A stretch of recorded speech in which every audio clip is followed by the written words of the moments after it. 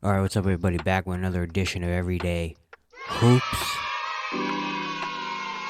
Yes, we're back. Hope you guys are having a good one today. We're gonna talk about this is the final stretch of the NBA. Every team is about at 70-ish games. That means there's about 11, 12-ish games left in the NBA season, and there's still so much that we don't know about. It is insane. It's one of the craziest years we've had in terms of coming down the stretch. So much stuff still undecided. Only like what 3 teams have clinched playoff spots with 10 games left.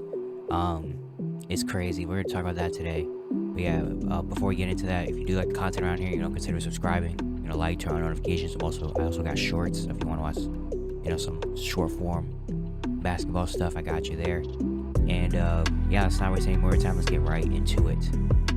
So first, let's start off with players in general, like the awards, because I feel like these awards have come down to like the wire. Basically, every award I feel like it's not one person one away with it. Like of course we talk about the MVP, but even the other awards, Rookie of the Year, I feel like is probably the most obvious one. I feel like it's Paolo. Jalen Williams has built up a case. Patrick Mathurin's had a case. Jane Ivey has a tiny bit of a case. But in the end, Paolo's gonna win the Rookie of the Year award. I feel like he's just been incredible this year for the Magic. He's gonna be a future star.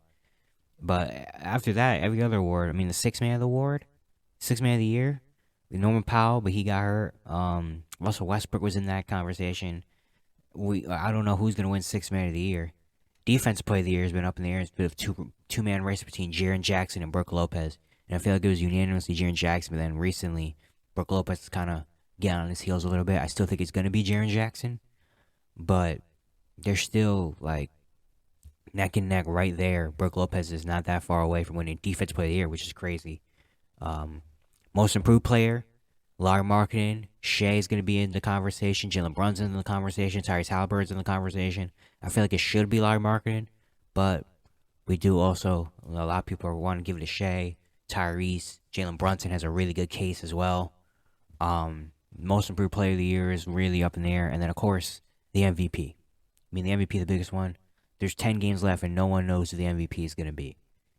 For most of the year, I feel like from about All-Star break to about maybe a week or two ago, it was kind of consensus. Nikola Jokic is going to win his third in a row. He's having an insane year. The Nuggets are the best team in the West. In a crazy Western Conference, they kind of separated themselves from everybody, and they look crazy. But then, as of recently, the narrative started to switch, and now it might be Joel Embiid. He's been having insane performances. He's averaging like 34 points per game. The Sixers are on an 8-game win streak. They're second now in the East after the Celtics lost last night. They're tied with the Celtics for the second place. And he looks insane. He's been absolutely amazing, dominant this year. No one really can mess with him on the court. So now it's him. But then you also have a really good case for Giannis. Giannis is having his best season. He's having better years statistically than his original 2 MVP seasons. He's having that. The Bucks are the best team in the league. They're at 50 games. They look like they might win 60 games this year, even though it's unlikely they're gonna have to win. They're gonna have to go 10-2 the rest of the year to win 60, but that's not impossible. They were on a 16-game win streak just a few weeks ago. Like this MVP race, the award races in general have been absolutely insane this season, and that's just led to so many storylines, so much drama. Of like who's going to win this, who's going to win that, who's better here, who's better here. So much drama, so many players now gunning for awards and wanting awards. And now we've seen people coming back and playing a lot more and playing a lot harder because they want these awards and these incentives. And let's not even get into the All NBA teams. The All NBA teams this year are going to be insane because there's been so many people that should make a team on an All NBA, but there's going to be some snubs. There's going to be snubs. We're going to have to deal with that. But just who the subs are going to be is going to be a fun thing to watch. Then, of course, all the defensive teams as well. It's just the whole award races in general this year have been great, and they've been heating up, and they're going to be heating up for the last about week or two we have, or the 10-ish games of the season that we have left. Is going to be incredible to watch. Personally, for me, Joel Embiid is my MVP right now, just because I feel like he should get one. I feel like him and the Sixers have been amazing, and in a conference where the Bucks and Celtics have been just kind of running away with it, and everyone's been kind of consistently Bucks and Celtics. The Sixers have climbed right in there. The Sixers are right in that conversation. That's big because Joel Embiid has been probably arguably the most dominant player in the NBA this season. He's been playing a lot. He's been healthy. He's been playing a lot more games. He's been dominating teams. He's put the team on his back. He's hit clutch shots. He's had big performances. He had MVP moments. He's doing it on both ends as well. And he's led the Sixers. He's jettisoned the Sixers up into that conversation with Celtics and Bucks. They're right. Celtics Sixers are right there with them. And the main factor is Joel Embiid having a dominant season. But then again, if you make cases for Jokic and Giannis, I can't really dispute them. I mean, Jokic is having another insane season, about to average close to averaging a triple-double. The Nuggets have been the best team in the West the whole entire season. They look like real contenders. He's been killing it. And then, of course, for Giannis, he's putting up insane statistical numbers. The Bucks are the best team in the NBA. And when he's healthy and playing dominant, they look like no one can mess with them. Like, you have legitimate cases for all three of those guys. So it's really going to come down to the wire for this MVP race, and I'm here for it. But then also, you don't even have just that. You have the main thing probably is like the standings and the teams. And let's not even get to the play-in first. Let's get to even the top seeds are not locked in, especially in the Eastern Conference. I mean, the Bucks right now are 2 games above two spot. They're at 50 wins already, and they look like they're probably going to win number 1. But then again, the Celtics were number 1, running away with it a little bit. And now they've kind of been struggling recently. Now they dropped down to 3. The Sixers are in there now on an 8-game win streak. Like, and that makes a big difference. Because, I mean, it does, but it doesn't. It does because Celtics are going to have to play, well, honestly, even again, like the Nets are 6 now. The Nets don't look as scary as they used to. So maybe the Celtics might like being 6 and then they can get an easier matchup going against the Nets instead of the Heat. Because the Heat are a 7 seed and their offense isn't good. But, you know, when it comes playoff time, the Heat are going to be a tough out. So maybe the Celtics like to be down in 3. That's to face the Nets. I think anybody in the first round in the East, if they want to pick, they're either going to pick the Hawks at the 8 seed or the Nets at the 6 seed. Because after that, I guess you're going to have to play the Knicks, the Heat. Yeah, it's gonna be rough. But again, like the Sixers are right there, and they're not that far off from the 1 seed. The Bucks are only 2 games above, so you got that.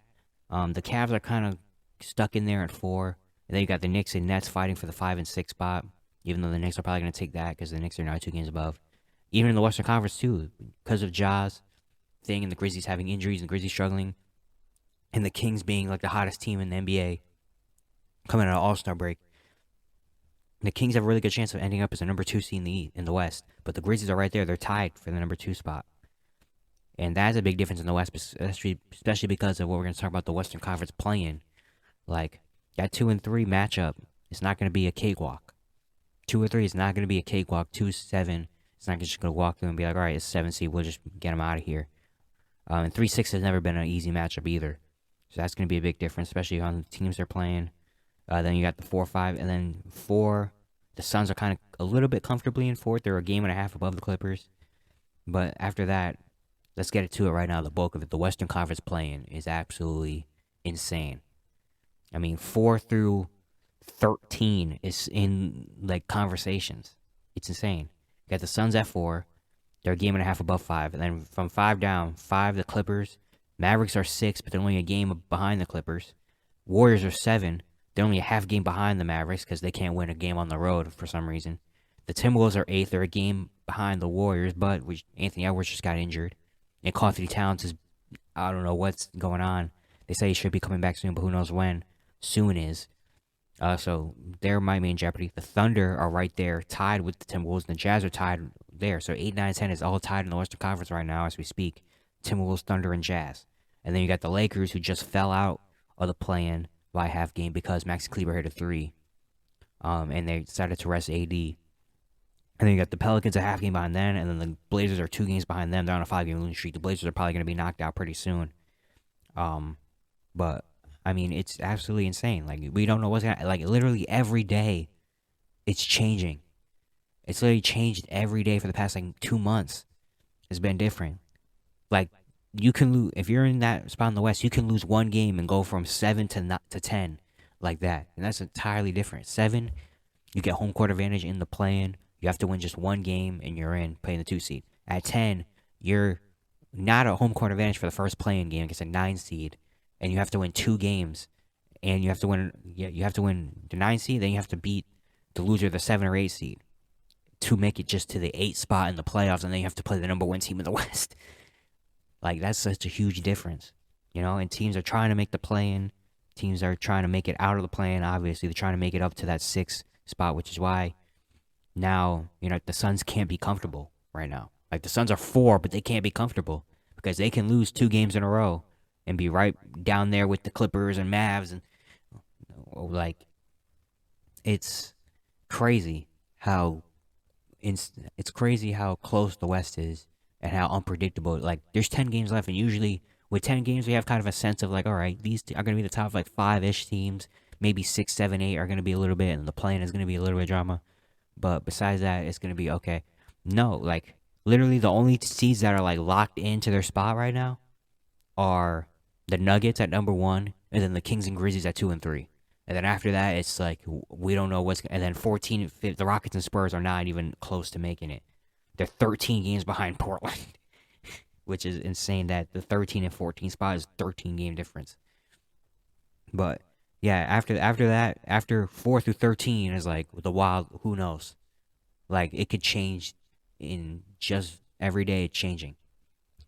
I made a video, I think maybe last week or the week before, about trying to predict the Western Conference. And yeah, my predictions don't look that great right now.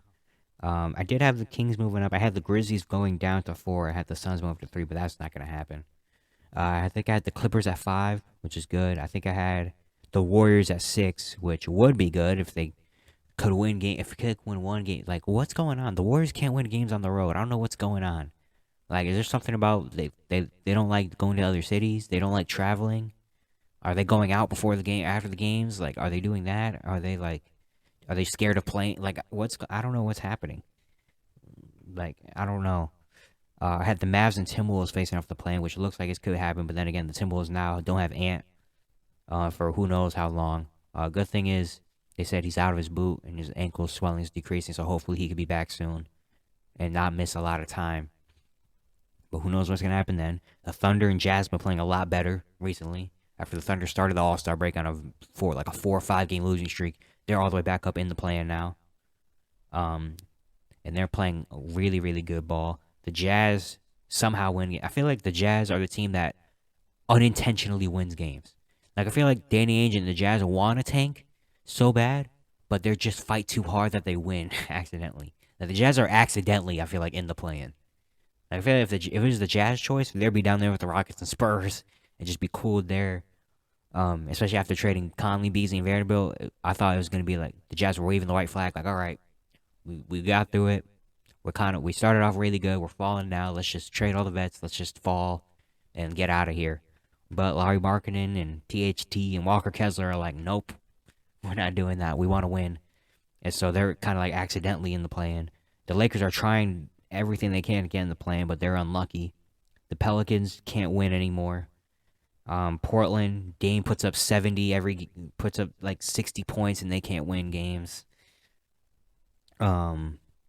Yeah, it's absolute insanity in the Western Conference, and those play-in spots are probably gonna come down to the final few games of the season. Like, the final 4 or 5 games are gonna be super important to like everyone in the West. Where usually the last few games are like, all right, we'll play one, and then we can rest the starters, and then maybe try to lock up a third. But after, like now, no, they're actually gonna have to play actually the last few games of the season, which is gonna be better for us as NBA fans, because usually the last 2-ish games of the season, we're just like, all right, we're kind of like checked out. We're watching like freaking the G League teams go up against each other, and it's like, all right, we don't really care. Let's get to the play-in and playoffs.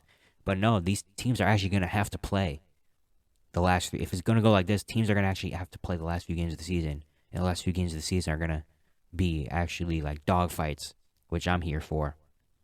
But yeah, the Western Conference is absolutely insane right now. All these storylines going around, all these injuries are really mattering. Every game really, really, really matters right now. Like, the Lakers, if they win that game against... Like, if the Lakers don't rest AD and beat Houston, and then the game-winning 3 doesn't happen from Dallas, the Lakers are like, I think the Lakers are in there right now. The Lakers are like 6 or 7 right now. Like, they would have the same record as the Mavericks would actually have a game off. So the Lakers are 6 right now. If they beat the Rockets and they beat the Mavs, the Lakers are 6 right now in the West.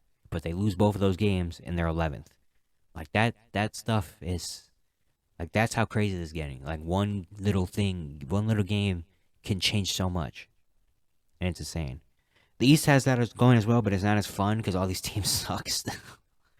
Like the Hawks, the Raptors are fighting with the Hawks. The Bulls, Pacers, and Wizards are all fighting for the last spot, but honestly, no one really cares. Like the Bulls are boring. I mean, they did put up DeMar and Zach LaVine to combine for like 90 against Timberwolves in a double overtime win, but that's cool. Pacers have Tyrese. That's fun. And the Wizards sometimes look good, sometimes don't. I didn't realize the Wizards are 32 and 39. I thought the record was like similar to Raptors, were like about 500. They're 32 and 39. Jesus. They're 12 now. They were 10. They're like comfortably 9 and 10, and then they fell. They're a game and a half behind the Bulls. The Raptors and Hawks are fighting for the 8-9, but they're fighting to get swept by the Bucks. Like the Eastern Conference plane does have its own plane. The Eastern Conference does have their own plane chase, but no one cares. It's really, really boring out there. On the bottom of the East, at least the top of the East is insane, it's spectacular. The bottom of the East is like, geez, I'd rather watch high school teams play than those teams.